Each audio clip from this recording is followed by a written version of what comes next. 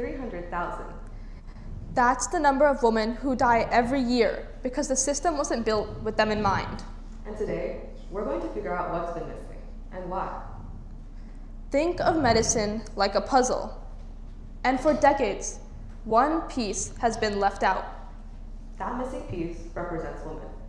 That piece encompasses everything, from drug trials to diagnosis.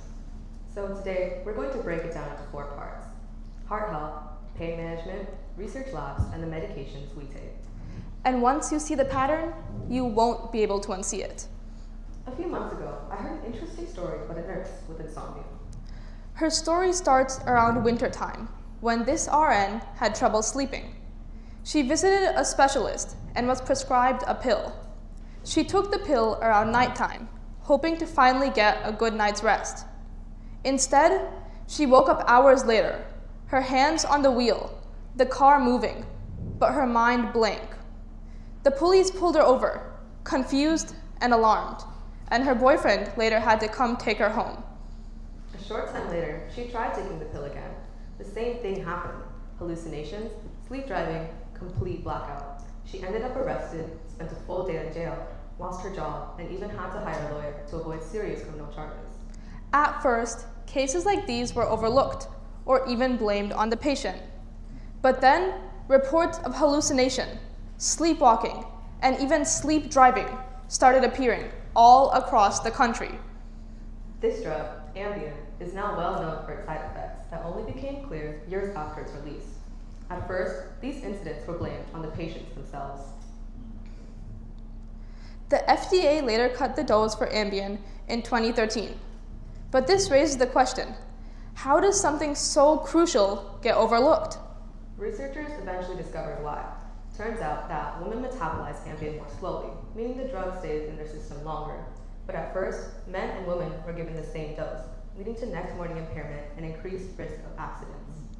But the truth is, this happened multiple different times with multiple different drugs.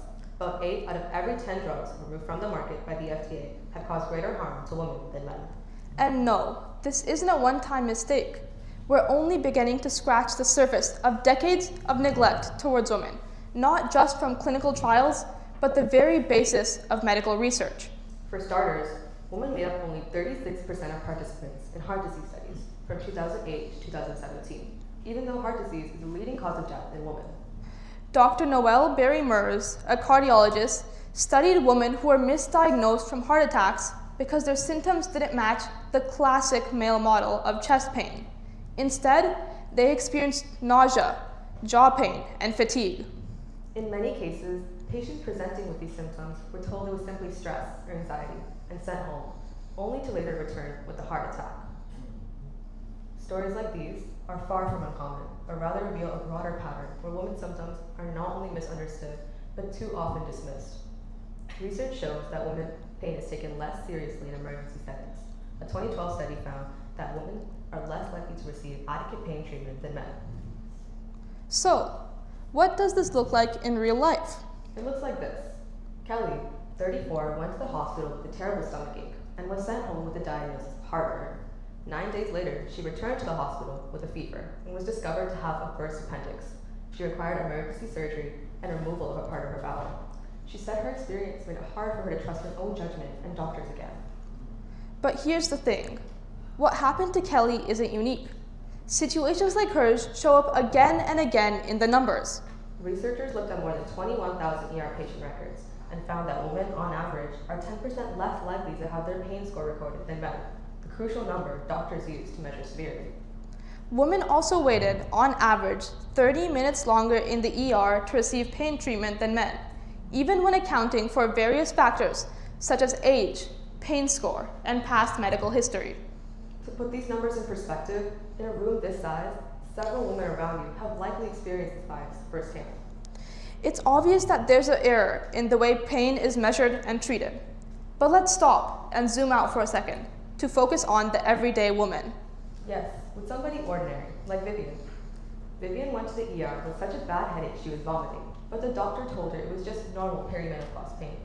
However, she persisted, and scans revealed 3 aneurysms, which could have been life-threatening if not caught. Even more concerning is how deeply this bias is ingrained into society. Researchers did a study with 109 nurses that were all given similar patient models. But when the patient was perceived as female, their pain was rated as less severe. This suggests that the bias is a perceptual one, and that pain is subconsciously treated as less important solely based on the patient's gender. So far, we've seen how the pink variable shows up in the hospital. But now let's turn our attention to another important aspect of medicine: research.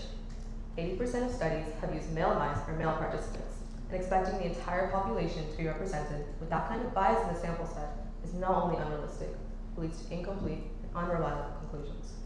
This bias also shows up in lab studies, where male animals and male anatomy are used far more than females, especially in neuroscience, where male lab rats outnumber females in an astounding ratio of 5.5 to 1. And before 1993, women were almost entirely excluded from clinical trials. This isn't ancient history. This is ongoing medical bias. more than half the US population is made of women. But many male studies still significantly outnumber female-only pain studies, and many papers fail to report gender altogether. But this bias doesn't just show up in the hospital or in pharmacies. It also shows up in the very treatments designed to help women themselves. Autoimmune diseases affect nearly 78% of cases in women. However, many treatments were first designed around only male biology, meaning that pharmacies are delivering a final dose of bias rather than the effective treatment needed. For decades, the male body was treated as the constant of health. Women were treated as variables, too complex to prioritize, too inconvenient to include. And while not all of these women who've shared their stories are public figures, these are all real stories that show the problem vividly. Anyone can see the pattern. And here's the truth. When half the population is consistently underrepresented, the picture of medicine in itself becomes incomplete. But addressing this complexity takes effort. And historically, this effort hasn't always been prioritized. Because it's not just one or two. It's every woman excluded from trials before 1993. It's male animals in labs, NIH funding bias, medicine ER waits, autoimmune misdiagnosis, and so much more. When women are excluded from data, treatments are built on incomplete science. And when science is incomplete, women are the ones to face the consequences. In delayed diagnosis, gaps in care, and preventable harm. This gap, pink diagnosis. It represents everything that women are left out of: data, decision-making, and research. The same illness. The same symptoms. Because the system wasn't built with women in mind. And this pink variable, who does it affect, you may ask? Well, that's a valid question. Numbers, no matter how shocking, don't show us the pain of every individual that has gone through this. Numbers don't show us these seemingly small misdiagnoses or comprehend the many ways medicine overlooks women every single day. Numbers don't show us women like Vivian or Kelly or other everyday people online sharing stories of being dismissed again and again. All told they were anxious, all told they were overreacting, until the real cause finally showed up. But this isn't where the story ends, because medicine isn't something that's fixed. It's constantly evolving, shaped by the people who choose to pursue it. And we're not just the future of medicine, we're also part of its present. And right now, that includes us. There's so many young people in and out of this room who are so passionate about medicine, healthcare, and helping others. And once you start to see that something is missing, you start to see it everywhere. More importantly, you get the chance to not repeat it. And knowing about this bias, about who's been left out and why, actually affects the way we move forward.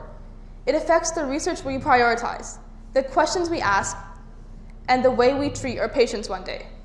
And now, I leave you with a quote from Sharon Messenger. Even if you remember nothing else from this talk, remember this.